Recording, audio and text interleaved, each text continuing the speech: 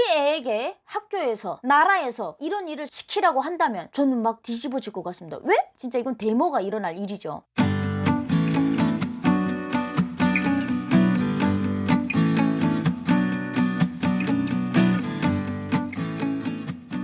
여러분 안녕하세요. 여러분들의 비타민 썰미썰미 윤설미입니다. 네, 오늘은 남한에서는 안 되는데 북한에서는 되는 일 10가지를 여러분들과 공유하도록 하겠습니다. 첫 번째는 감이 딱 오시죠? 독재입니다. 그것도 3대 독재요. 북한의 명칭이 조선민주주의인민공화국입니다. 북한도 역시 민주주의를 한다고 법에는 게시가 돼 있죠. 하지만 국호와 달리 독재를 하고 있는 북한, 남한에선 3대 독재이고 가능합니까? 절대 불가능한 일이 북한에서는 가능하다는 겁니다. 3대 독재가 가능할 뿐더러 3대 독재 70여 년을 하면서 단 한 번의 데모도 없었다는 북한, 데모할 자유까지 박탈한 북한이기에 가능한 일이 아닐까, 뭐 이런 생각을 하게 되네요.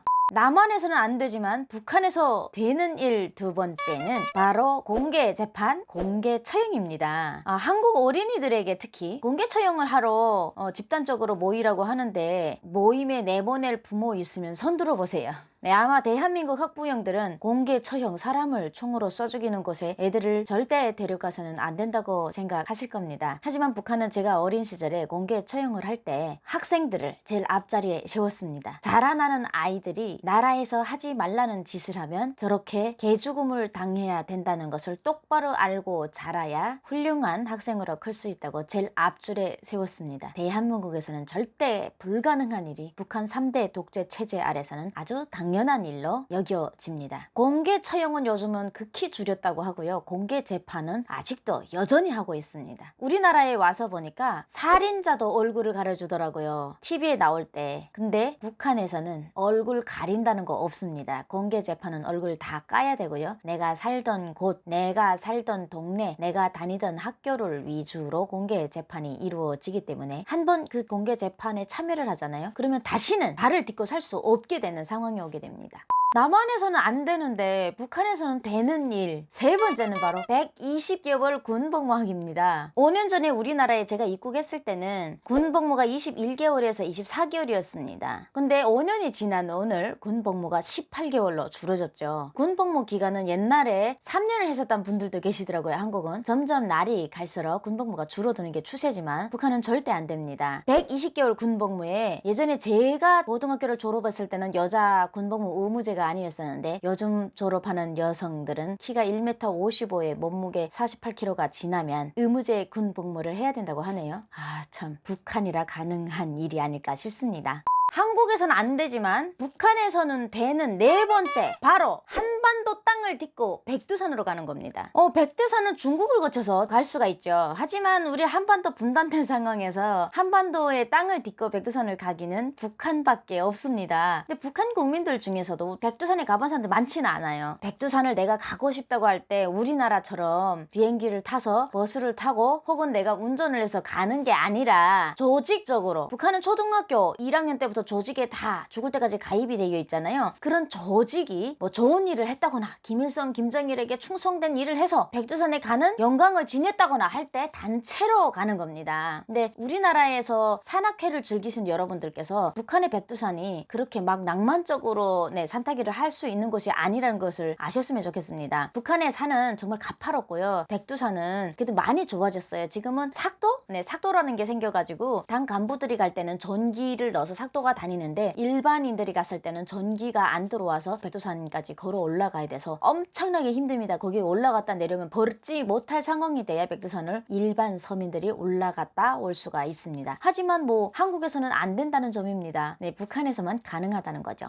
남한에서는 안 되는, 북한에서 되는 일 다섯 번째는 집단적으로 담임 선생님에게 뇌물 주기입니다. 대한민국에서 제가 애를 키워보잖아요. 제가 담임 선생님께 애 좀 잘 봐달라고 상품권 주려고 했더니 이거 큰일이라고, 절대 그런 부정부패를 하면 안 된대요. 근데 음료수도 왜 안 받으십니까?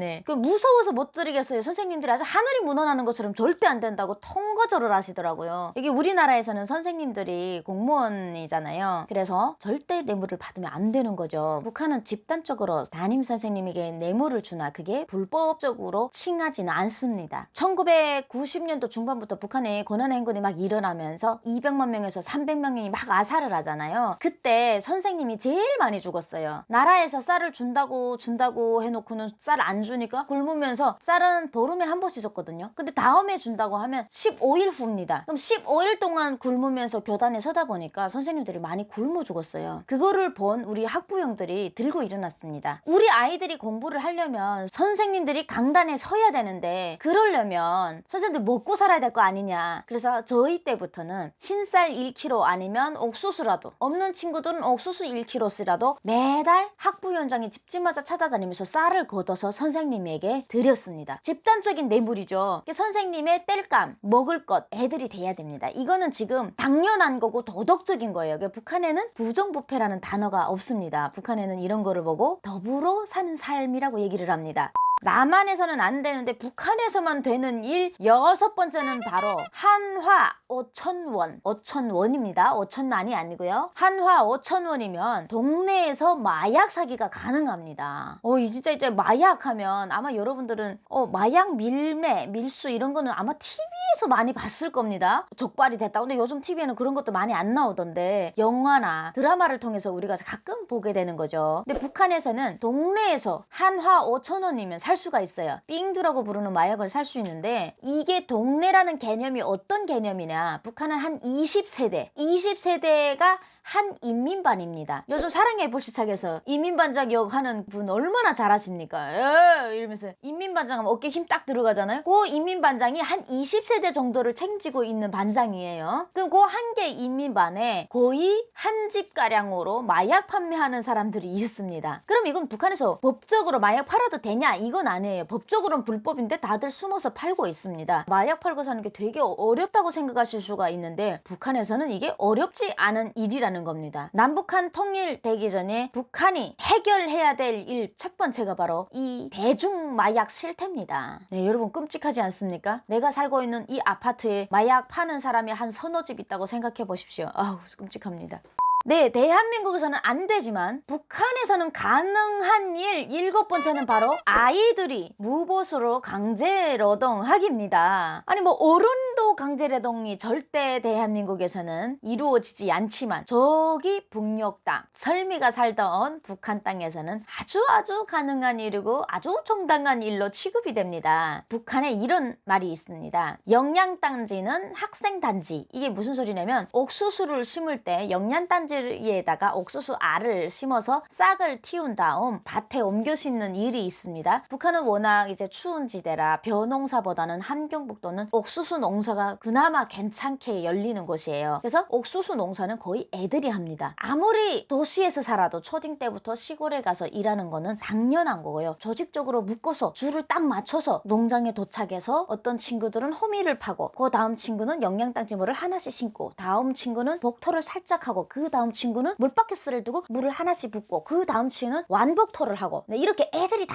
손으로 심습니다. 비료도 다 손으로 만집니다. 북한 애들은 네, 귀한 비료라 손으로 만져서 골고루 펴놓습니다. 그 외에 봄에 농사를 짓고 가을 거디 전에는 또 이제 김맥이라는 게 있어요. 옆에 잡초들을 애들이 손으로 뽑고 호미로 뽑고 네, 이런 일을 학교 일과 수업이 끝나면 바로 노동하러 가야 돼요. 우리나라 아이들은 수업이 끝나면 각자 자기 학원을 가거나 방과후를 가잖아요. 그것도 뭐 안 가도 되잖아요. 수업 끝나고 집에서 놀면 되는데 북한에서는 수업 끝나고 집에 오는 일이 절대 없습니다. 저는 수업 끝나고 집에 와본 기억이 없습니다. 저는 수업이 끝나면 선현공전 같은 데 가서 이제 아코디언 연습을 했는데 저 같은 친구들 빼고 나머지 친구들은 수업만 끝나면 호미자름이고 농촌에 가거나 아니면 눈이 왔을 때는 눈가기를 해야 됩니다.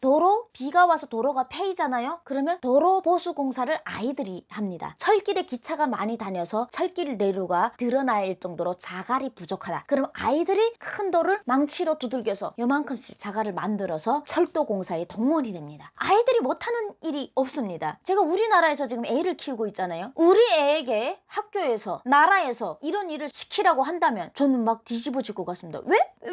내가 나라에 세금 낼 거 다 내고 하는데 우리 애가 왜 무보수로 거기서 일해야 되는데 진짜 이건 데모가 일어날 일이죠. 근데 북한에서는 이게 가능한 일이고 어느 부모 한 명도 이거 나쁜 거예요 하고 데모하는 부모들이 없습니다. 애들이 오후에 엄마 엄마 공부 끝나고 또 이제 농촌 지원 나가야 돼 이러면 그래 나달이 얼마나 귀하게 땅에서 우리 입으로 들어오는지 몸으로 폐부로 느끼고 와야 된다. 어머니도 이렇게 교육을 합니다. 네, 참 이게 북한 어머니들만의 교양 방식이 아닐까 싶습니다. 남한에서는 안 되는데 북한에서 가능한 것 8번째가 바로 아침 6시 기상에서 동상 청소 가기입니다. 어른도 아니고 아이들이 6시까지 동상, 김부자 동상에 도착을 해야 되는데 그러려면 집이 좀 먼 친구들은 30분 전에 일어나서 동상으로 자전거를 타고 오거나 뛰어오거나 걸어오는 상황입니다. 그 동상보이 청소를 안 나가면 어떻게 될까요? 집단 따돌림을 받게 돼서 매주 토요일마다 이루어지는 생활총 같아 비판을 받고 애들에게 꾸지람을 받고 충성심 부족으로 변속과 청소를 해야 된다는 사실입니다. 아니 아침 6시에 일어나 김부자 동상 청소하는 게 자라나는 애들이 공부하는 거랑 뭐가 연관이 돼 있을까요? 충성심을 키운다고 세뇌 교육을 한다고 새벽 6시부터 김부자 동상이 있는 지역 아이들은 100% 기상을 해서 나가야 되는 이런 일, 남한에서는 이런 일 절대 안 될 겁니다. 어느 한 사람의 우상화를 위해서 내 새끼가 6시에 기상하라는 거? 아유 절대 안 될 겁니다. 남한에서는 안 되지만 북한에서 되는 일 9번째는 바로 고위급 간부들이 무정차로 싸다니기입니다. 네. 사랑의 불시착에서 리정혁이 탄 727 차량 보셨습니까? 멀리서 727 차량에 불을 깜빡이며 들어오니까 사거리 처병이라고 불리우는 여자 교통경찰이 정차시키지 않고 차를 보내버리지 않습니까? 거짓말이 아닙니다. 남북 정전협정 날인 7월 27일을 북한은 전쟁 승리의 날로 기념하고 있습니다. 727 차량과 김정일 생일 216 차량을 탈 수 있는 고위급 간부들은 자기 마음대로 활보를 할 수 있고 신호등 무시하고 다녀도 불법이 아닙니다. 이게 북한이니까 가능한 일 아니겠습니까?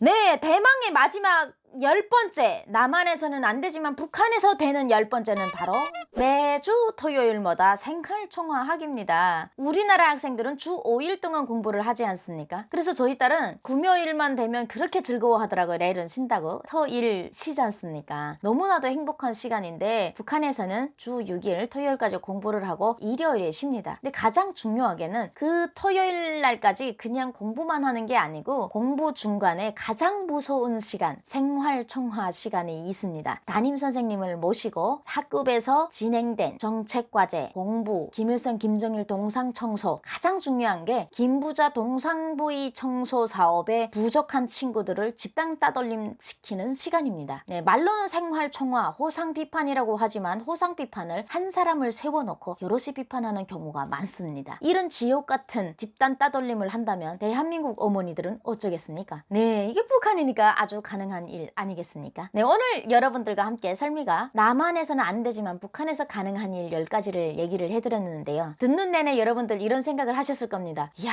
진짜 저 무슨 나라가 저러냐, 정말 무법천지구나 라는 생각을 하셨을 겁니다. 사회주의 체제 아래 집단적인 모습이 강화된 것 같지만 들여다보면 무법천지인 북한의 현실을 얘기했습니다. 여러분, 오늘도 영상 좋으셨으면 구독과 좋아요 부탁드리겠습니다. 감사합니다. 또 봐요.